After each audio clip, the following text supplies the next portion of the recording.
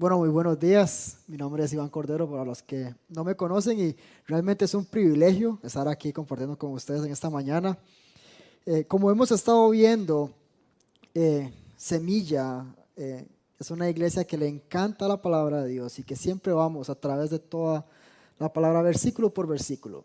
Hemos estado viendo lo que es el Evangelio de Juan, que es un evangelio que nos muestra a un Jesús muy personal. Entonces vemos conversaciones muy íntimas que tuvo Jesús y milagros muy específicos que tuvo Jesús, y todo eso con un propósito muy claro que Juan nos lo da en el capítulo 20, el verso 30 y 31. Dice: y muchas otras señales hizo también Jesús en presencia de sus discípulos, pero no están escritas en este libro.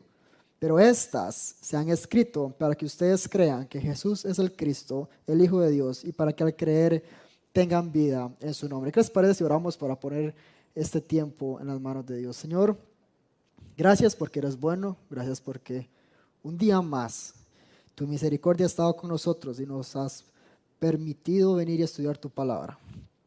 Te pido que me uses, que tu Espíritu Santo sea el que guíe cada una de las cosas que diga, y que nuestros corazones puedan estar listos, atentos a recibir tu palabra y a ponerla en práctica. En nombre de Cristo Jesús. Amén.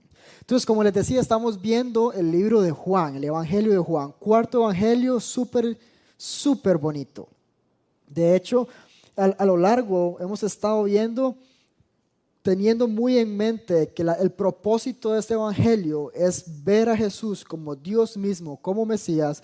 Vemos a Juan en el 1:1 diciendo: el verbo se hizo carne y el verbo era Dios y el verbo estaba con Dios. Y en el versículo 14 nos dice: y habitó el verbo en medio de nosotros y vimos su gloria, gloria como la del unigénito del Padre, lleno de gracia y de verdad. Entonces Juan no se anda con muchos rodeos. Él directamente empieza a hablar de que Jesús es Dios mismo. Después vemos en el 2 uno de sus primeros milagros en las bodas de Canaán, pero después Jesús se encuentra con el templo hecho un desorden. Están haciendo un montón de ventas y haciendo un montón de cosas que nada que ver, y Jesús literal voltea las tablas, las mesas, y limpia el templo. Y en medio de las discusiones que tiene con las personas, le piden una señal de quién es Él, y todo dice: destruyan este templo y en 3 días yo lo voy a levantar. Y Él está haciendo referencia a sí mismo. Cuando Él muera y en 3 días va a resucitar, Él nos está preparando para ver su deidad, pero también nos está preparando para entender nuestra necesidad de Él. De hecho, más adelante en el 3 tiene una de las conversaciones.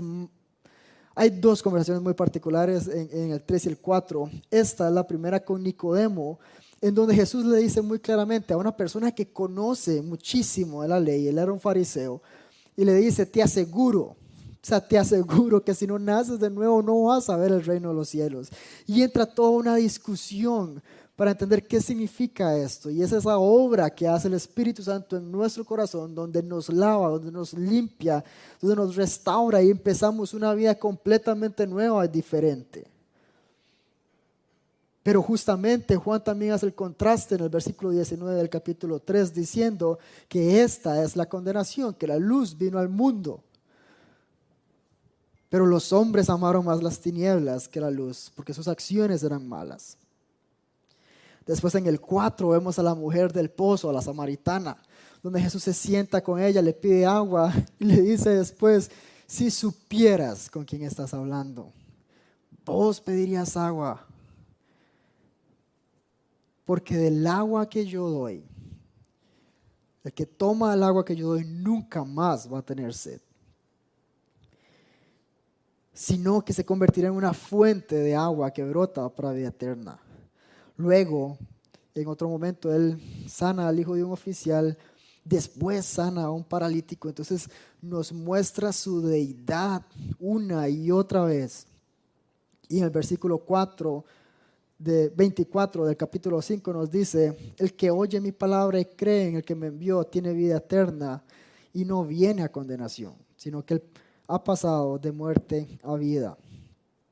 Después en el capítulo 6 vemos que alimentó a los 5,000, uno de los milagros más impresionantes, porque es O sea, es realmente imposible hacer el cálculo, imaginarse a una persona alimentando a otros con un par de panes y peces. Sin embargo, eso no era lo importante. Jesús les dice, ustedes me siguen porque quieren estar viendo milagros y de eso no se trata. Entonces más adelante les dice qué es lo importante y es esa necesidad espiritual que tenemos que Él viene a saciar. Nos dice en el versículo 35, yo soy el pan de vida. El que viene a mí no tendrá hambre y el que cree en mí no tendrá sed. Entonces vemos una relación bien importante entre esta necesidad física que tenemos todos de comer, de tomar agua, de estar hidratados, y la necesidad espiritual. Y ahora estamos en el capítulo 7. Súper interesante porque al puro inicio vimos que ni siquiera los hermanos de Jesús, gente que que estuvo con él por mucho tiempo, ellos no creían en él y le dicen, no, vaya usted y hágase famoso porque aquí nadie le cree básicamente. Y Jesús les dice, no, este no es mi tiempo. Y él sube después. Y ahora sí, ya ahora llega en el último día de la celebración de los tabernáculos a hacer una declaración sumamente impresionante e importante para nosotros hoy en día. Recordemos primero que la fiesta de los tabernáculos básicamente lo que hace es recordar cómo Dios cuidó a Israel a lo largo del desierto. Se llama de los tabernáculos o de las enramadas porque cuando ellos estuvieron viviendo en el desierto, lo que hacían eran como pequeñas tiendas a las que le llamaban tabernáculos, y el gran tabernáculo era donde tenían el lugar de adoración, pero eran lugares que se estaban moviendo constantemente porque ellos iban atravesando el desierto para llegar a la tierra prometida. Entonces, esta era una fiesta sumamente importante. También celebraban acción de gracias de todas las cosechas que habían recibido y tenían que hacer un montón de sacrificios. De hecho, se estima que en total, a lo largo de toda la celebración, mataban alrededor de 199 animales. Entonces imagínense 199 animales así muertos como ofrendas en medio de todo el proceso. Se dice que este último día era como la parte más solemne, la más importante, donde ya era el cierre, donde se hacía el fiestón, y era realmente de mucho júbilo. De hecho, se cree, o más bien dicho, se sabe que en ese día parte de la ceremonia era que el sacerdote iba a ir al estanque Siloé con un frasco de oro, iba a llenarlo de agua, se iba a ir al templo y iba a echarlo en otro frasco de plata que tenía unos agujeros y vertía el agua sobre de ahí todo en la parte del templo.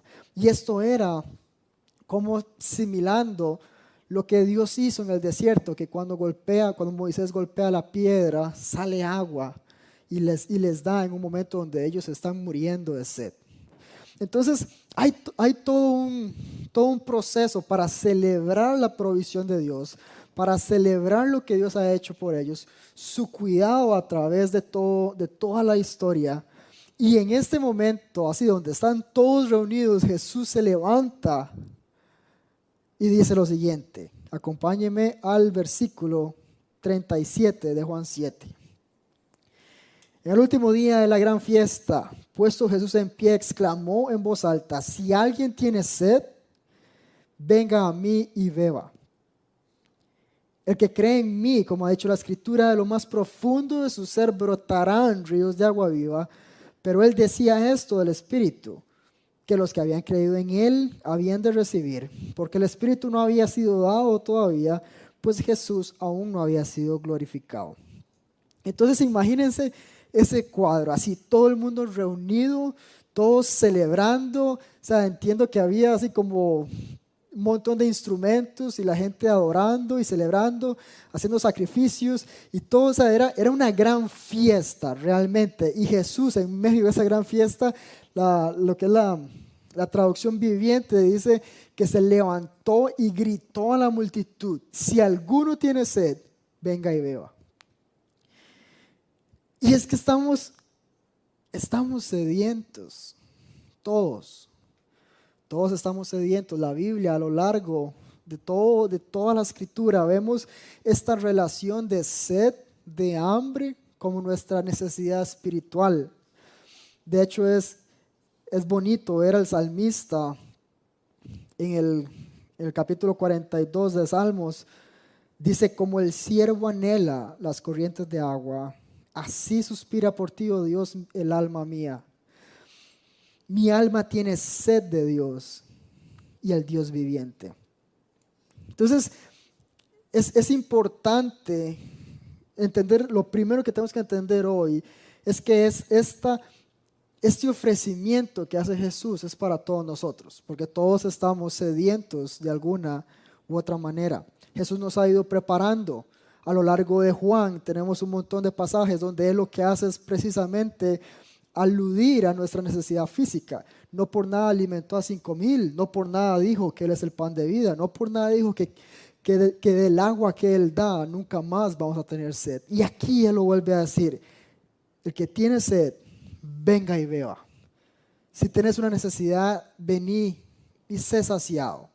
Jesús es la respuesta. Y no voy a tratar de simplemente simplificarlo a cuando tenemos alguna necesidad de este mundo, porque si tenemos muchas y el Señor es bueno y nos guía y suple nuestras necesidades, la mayor necesidad que tenemos usted y yo es de Él mismo. Nuestro pecado nos ha separado de Dios. Nuestro pecado ha destruido nuestra relación con Él. El mundo es ejemplo, es testigo de las consecuencias. Solo hace falta ver las noticias para ver todo lo que ha ocasionado el pecado en nuestra vida. Y muchos de los problemas que pasamos son consecuencia del pecado de otros o de nosotros mismos. Entonces tenemos una necesidad fuerte de Dios, y Él lo que dice hoy mismo es, si tenés sed, si tenés una necesidad, ven y bebe. Sea saciado. Cristo es la fuente de agua viva.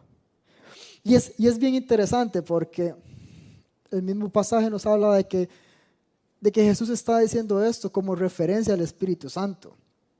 Efesios 1 es uno de los pasajes que a mí más me gusta porque nos aclaran cómo desde el puro inicio Dios tenía un plan para cada uno de nosotros y cómo nuestra salvación viene asegurada porque Él con su Espíritu nos sella y nos da garantía entonces de esta salvación. Y de hecho mejor lo voy a leer para no hacer una mala paráfrasis de esto.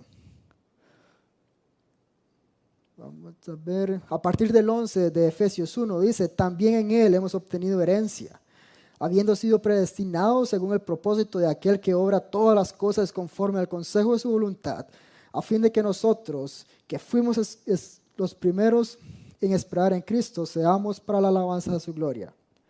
En Él también ustedes, después de escuchar el mensaje de la verdad, el evangelio de su salvación, y habiendo creído, fueron sellados con el Espíritu Santo de la promesa, que nos es dado como garantía de nuestra herencia, con miras a la redención de la posesión adquirida de Dios para alabanza de su gloria. Entonces, Jesús nos promete que no solo va a venir a saciar nuestra necesidad espiritual, sino que el Espíritu Santo va a venir a nosotros, va a estar con nosotros y nos va a ayudar en todo este proceso. Y eso es lo más maravilloso y el mayor milagro que podríamos pedir.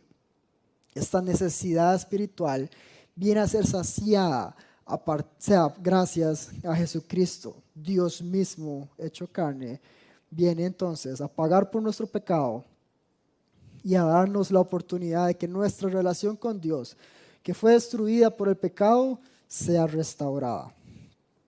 Ahora, me encantaría decir que todas estas personas que están aquí en el pasaje entendieron a la primera y todos se rindieron a Dios. Eso sería utópicamente lo mejor, pero no pasa así. Lamentablemente vamos a ver un contraste o diferentes contrastes de las respuestas que tienen las diferentes personas al mensaje de Cristo. Lamentablemente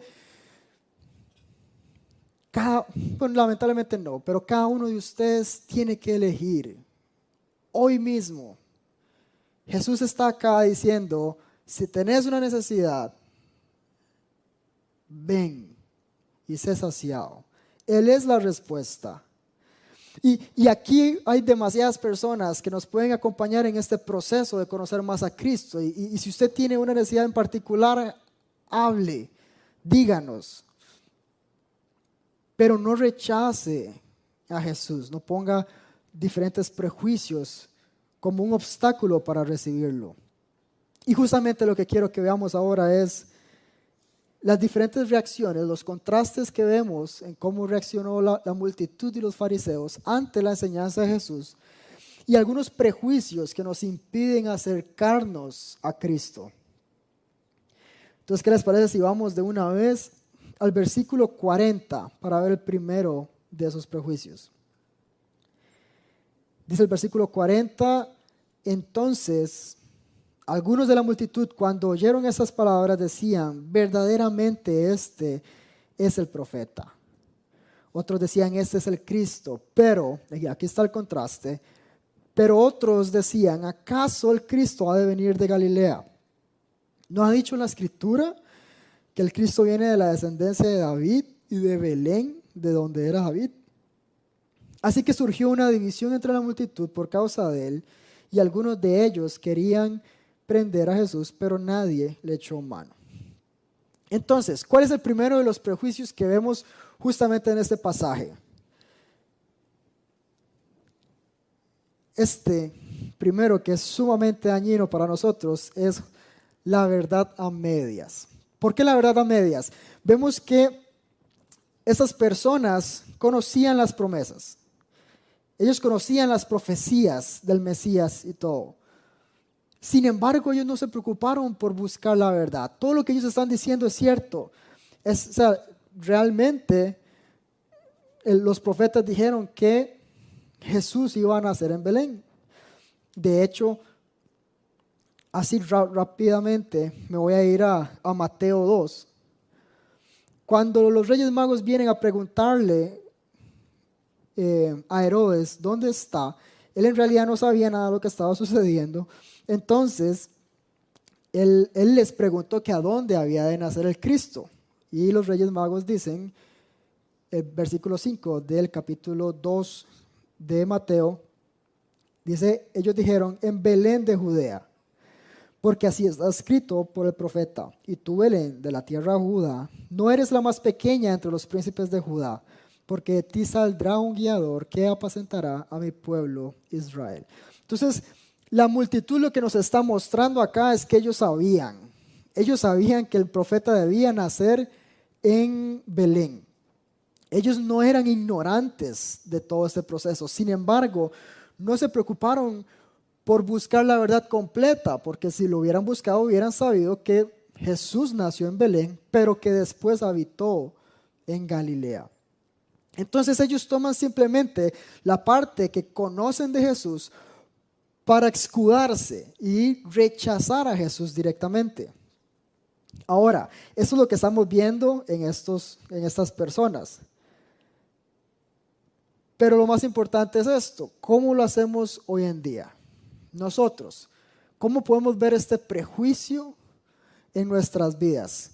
¿Qué creen ustedes que sucede cuando tomamos las verdades bíblicas a medias? Estamos tomando entonces lo que nos conviene, las cosas que nos gustan. Y es interesante porque lo que vamos a poder ver es que de la misma forma en la que ellos tienen razón, nosotros también tenemos razón cuando hablamos de que Jesús es bueno, de que Jesús es misericordioso y que Él nos ama. Pero no sería justo agarrar pasajes tal vez como Mateo 7, no juzguen para que no sean juzgados, o agarrar tal vez otros pasajes por ahí como cuando está Jesús con la persona que encontraron en adulterio y dice el que esté libre de pecado que tire la primera piedra. ¿Cierto no que a veces agarramos pasajes para defendernos y escudarnos porque son los pasajes que nos sirven para diferentes momentos de nuestra vida? Es muy sencillo simplemente decir, usted no me puede corregir porque la Biblia dice que usted no debe juzgar. O usted no me puede decir nada porque la Biblia dice que solo el que está libre de pecado que tire la piedra. No, no es así tan sencillo. Jesús también dice en Mateo 5, sean perfectos, como mi Padre en el cielo es perfecto. También Jesús lo dijo en el Sermón del Monte. O sea, si tu mano te hace pecar, córtala. Radical. Jesús se va radical en contra de nuestro pecado, en lo que hay en nuestro corazón. Si tu ojo te hace pecar, sácalo.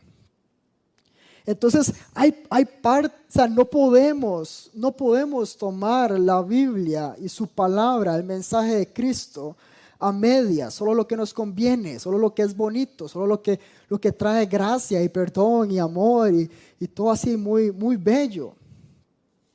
Esto nos impide conocerlo realmente. Con este pretexto o este prejuicio, nos formamos una idea o un concepto de Dios a nuestra medida, que no nos incomoda, que solo es amor sin obediencia, perdón sin arrepentimiento, gracia sin santificación. Ocultamos nuestro pecado y nos justificamos en las partes de la Biblia que sí nos funcionan. Y ahí podemos ver de nuevo lo que Juan habla en el capítulo 3, dice que la luz vino al mundo, pero la gente amó más las tinieblas. Rechazamos la luz porque la luz viene a exponer nuestro corazón hasta el máximo. Las acciones que cometemos todos los días son una representación de lo que hay en nuestro corazón. Pero hay gracia. Al final, de nuevo, lo que ellos estaban diciendo es cierto. El Mesías debía nacer en Belén. Y es cierto, Jesús es bueno. Dios es misericordioso. Dios viene a restaurar y nos ofrece la solución. Esa es la diferencia. Cuando aceptamos que tenemos una necesidad de salvación, de que Cristo venga y restaure nuestros corazones, podemos venir en arrepentimiento genuino, entendiendo que Él va a recibirnos con brazos abiertos y que a través de su Espíritu Santo nos va a limpiar, nos va a convencer de nuestro pecado y vamos a ser restaurados. Pero no pasa si no hay un verdadero arrepentimiento en nuestras vidas. Entonces no podemos tomar las verdades de la Biblia a medias. Tenemos que entender que Dios es bueno aún en lo que no nos gusta. Dios es bueno aún en la corrección. De hecho, cuando seleccionamos, lo que hacemos es formar.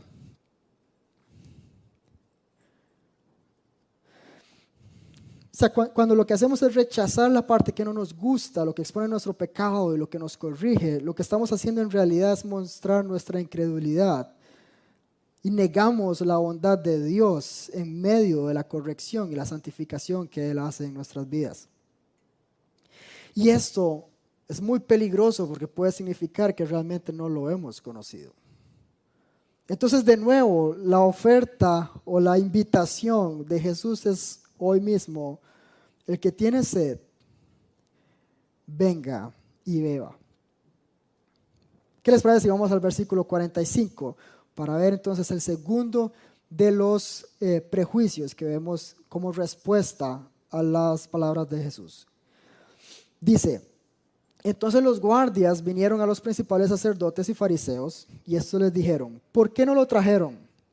Los guardias respondieron: jamás hombre alguno ha hablado como este hombre habla. 47. Entonces los fariseos les contestaron: ¿es que también ustedes se han dejado engañar? ¿Acaso ha creído en él alguno de los gobernantes o de los fariseos? Pero esta multitud que no conoce la ley, maldita es. Entonces, el segundo de los prejuicios, y este es uno que nos golpea a todos, es precisamente el orgullo y el conocimiento. Vemos aquí a los guardias convencidos de que Jesús no es una persona convencional. Jesús no es cualquier maestro. Él no es simplemente un profeta ahí cualquiera. Ellos están completamente convencidos después de escucharlo que Jesús tiene algo. Tal vez ellos no saben qué es, pero hay algo ahí en particular, al punto en el que ellos rechazan la orden que tenían de parte de los fariseos. Recordemos que estos son los guardias que fueron enviados para capturar a Jesús y ellos simplemente no quisieron. O sea, están yendo en contra de las órdenes que les dieron. Y los fariseos contestan enojados: ustedes también se dejaron engañar. ¿Acaso que alguno de nosotros, de los fariseos, hemos creído? Esta generación que no sabe la ley, la viviente dice, esta multitud tonta que no conoce la ley, maldita es o está bajo maldición. Vemos a los fariseos, sumamente orgullosos, y humanamente no es para menos. Si entendemos un poco el proceso que tenemos que llevar para ser fariseos, es bastante complicado. Es básicamente decir, agarrar el sistema de admisión de una universidad, el más difícil que haya en el mundo, y poder entrar a eso. Porque al final de cuentas, el sistema era que un maestro con reconocimiento iba a recibir, por así decirlo, a los aplicantes. Él iba a agarrar y los iba a tomar a todos y iba a decir: usted me sirve y usted no, usted vaya, haga lo que hace su papá, usted tal vez sí, no, mejor váyase. ¿Por qué no? Él seleccionaba simplemente a un par según su criterio, y entendiendo que esta persona iba a vivir con el fariseo, iba a vivir con el maestro, día y noche estudiando para convertirse como en él mismo. Entonces el fariseo lo que buscaba era una persona con las capacidades intelectuales para convertirse también en un fariseo como él. Entonces era un proceso muy difícil. Ellos claramente tienen un alto ego de su propia vocación, del tiempo que invertían. Es interesante, no sé si han tenido la oportunidad de ver un Talmud. El Talmud es básicamente la interpretación de la ley por parte de los fariseos. Entonces ellos se sentaban a decir: ok, la ley dice no matarás. ¿Y eso qué significa? Y entonces empezaban a hacer un montón de leyes y un montón de costumbres para evitar. O otra, el sábado, guardar el sábado. Entonces, a partir de guardar el sábado decían: ok, ¿qué significa esto? Y entonces trabajar es no guardar el sábado. Entonces, ¿qué significa trabajar? Entonces empezaban a apuntar todas las cosas que les permitían guardar el sábado. Entonces, ellos eran muy estrictos, muy estudiosos, y esto les traía orgullo. A final de cuentas, a mí me ha pasado lo mismo. Yo estoy orgulloso de ser graduado de la Universidad de Costa Rica. Eso es algo que por mucho tiempo trajo mucho orgullo a mi vida. También me daba mucho orgullo que en algún momento trabajé en una de las mejores farmacéuticas del mundo. Yo soy farmacéutico de profesión, entonces son cosas que son interesantes porque todos luchamos con el orgullo. Tal vez usted no sea la universidad donde se graduó, o tal vez sea un deporte que practica, su rendimiento físico. ¿Qué cosas hace usted con su cuerpo que trae este orgullo a su vida? Tal vez pueda ser la cuenta bancaria que tiene invertida en algún lugar. Tal vez pueda ser el recibo mensual que recibe su trabajo, la posición que tenga. Ahora nos encanta tener estos nombres en inglés, entonces usted dice que es un CEO y después empieza a meter Chief Officer y no sé qué, y Manager, bla, bla, bla, y todo es en inglés porque suena más chiva. Sin embargo, él hace de nuevo esta invitación: vengan, conozcan, prueben y sean saciados. Que tu orgullo no te impida acercarte a Dios, y que los prejuicios, que las verdades a medias no sean un estorbo para conocerlo.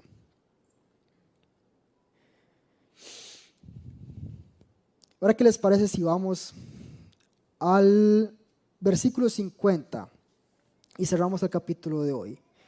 Dice que Nicodemo, el que había venido a Jesús antes y que era uno de ellos, les dijo: ¿acaso juzga nuestra ley a un hombre a menos que se le oiga primero y sepa lo que hace? Ellos le respondieron: ¿es que tú también eres Galileo? Investiga y verás que ningún profeta sale de Galilea.